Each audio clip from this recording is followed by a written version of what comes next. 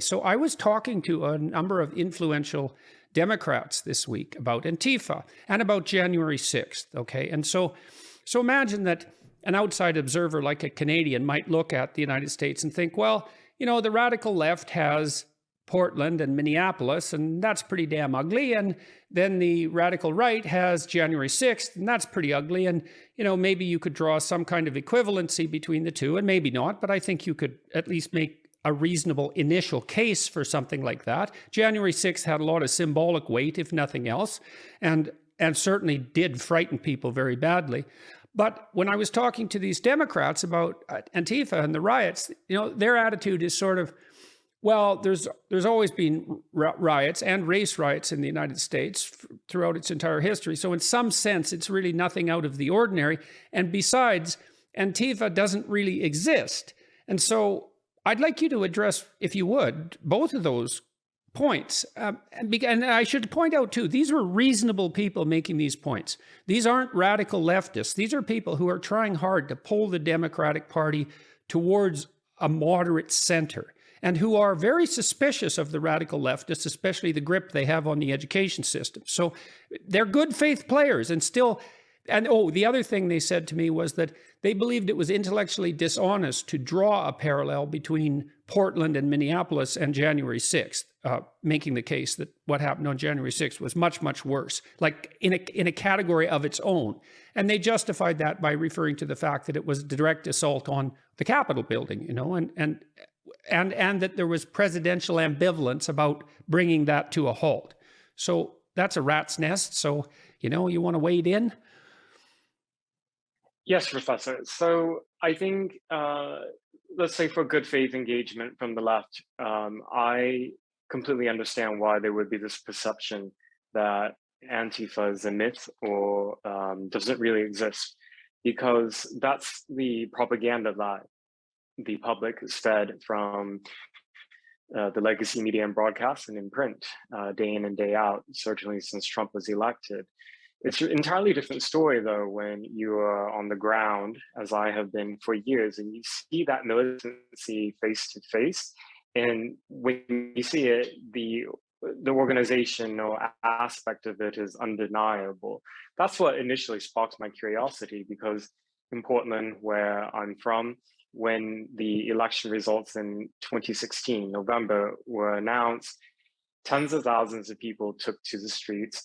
And within that, there was an organized element of people dressed in the same uniforms. At that time, it was unusual to cover your face, and they had weapons in a very strategic way. Smash and move on, cars, businesses, buildings, start fires, run. So it was from there that sparked my interest in wanting to learn more about what looks like an organized militia or paramilitary. So with that out of the way, though, I think the press, because of its compromised nature and generally being biased to the left, they have turned a blind eye to the evidence that shows that depending on where you are, there's an organizational structure to Antifa. And the statement that Biden said infamously at one of the debates last year, Antifa is an idea, that statement in itself is true, but it's not the complete statement. You have, I think, one way to explain it that people can understand perhaps more easily is it's analogous to the worldwide jihadist phenomenon, in that you can have people who are actual members of organizations like Boko Haram or IS or Al Qaeda or any of these other jihadist groups. But you have people as well who are sympathetic to the ideology and act on it. And in that regard, I think you can think of the contemporary manifestations of Antifa in the United States, Canada, and in Western countries along the same lines. You can have people who self-identify in, and simply all they do is go to these protests or riots based on flyers they see online. Then you have actual cells that operate, such as Rose City Antifa, which is an organized group. You can go on their website and look at the Q&A, and they actually have one of the questions is, how do I join? And they said that currently membership is closed. So there's that, and in my book, I published some of the primary documents of the curriculum from Rose City Antifa, which is actually one of the cells that's part of a network called the Torch Antifa Network, and they have cells in other cities. So from, it's kind of all of the above. It's ideology, it's horizontally organized, it's disorganized, it's also highly organized in some cases. So it's because of that lack of centralized hierarchical authority that makes it easy for those who want to obfuscate and confuse the public about it, because they can point and say, well, there's no single leader. Who's the leadership? Show me the leadership. And because there is no single person who's heading everything, then the response is, well, that's evidence that they don't exist. Yeah. To counter Okay. that, So this is a real problem conceptually, right? I mean, and let's think about it to begin with as a problem that we all face instead of a political problem emanating either from the left or the right. Okay, because I think there's a deeper problem here that isn't exactly partisan. And we'll get into the partisan element of it later.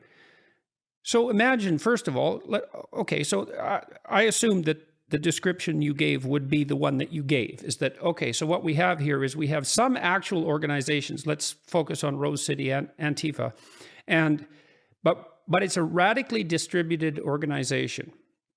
And we don't even know how radically distributed.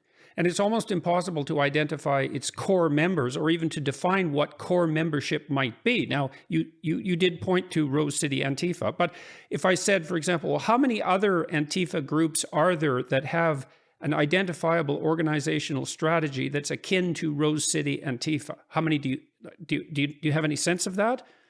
Just a few dozen. There aren't very many, but the thing is, many they close and then they spring up as new ad hoc groups under different names, but it's really the same, relatively the same people involved. Okay, a few dozen. So that's real interesting. So that's like, let's say 24. Just let's make this concrete because I think it'll be interesting to do so. So in that 24, how many people do you think are core involved in each group? Do you think it's like 5? Is it 3? Is it 10? Like real hardcore people who are devoting their time to this, like maybe they're unemployed. That would be a real shock. And it's their full-time job, something like that. How many people? Across the entirety of the United States, if most of them, let's say, were averaging around the same size as Rose City Antifa, then I would say in total, we're looking at below 1,000 people in across the entire United States. So hundreds, which is, in the scheme of things and for the scale, that's a very small number.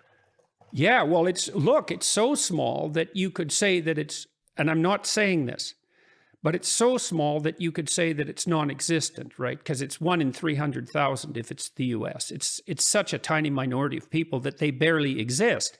But what that points to is something actually, that minimizing it in that manner actually points to something far more sinister. Because what it means is that under 1,000 committed people can radically destabilize whole cities and pose a threat to the integrity of entire culture, not least by fostering polarization and the degeneration of the political scheme that comes along with that.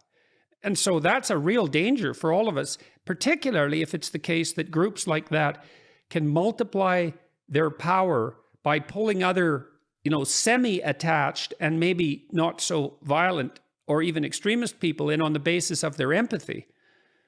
Exactly. Concentric circles probably is a good way to explain it. What you asked me, the concrete number of how many people are actually core in terms of